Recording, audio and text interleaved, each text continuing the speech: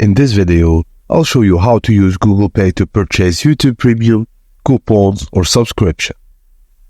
Ensure you have the Google Pay app installed on your device. Open the Google Pay app and follow the prompts to set up your account. You'll need to add a payment method, such as debit or credit card or a linked bank account. Open the YouTube app and visit YouTube website. Go to your profile icon and select Purchases and Memberships. Choose YouTube Premium from the available options. And select the YouTube Premium plan that suits your needs, individual, family, or student.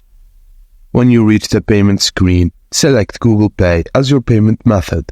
If Google Pay isn't already linked, you may need to add it as a payment method. Confirm your Google Pay details and complete the purchase. Your YouTube Premium subscription will be activated immediately. And that's it, guys. Thank you for watching. Please don't forget to like and subscribe, and I will see you on the next one.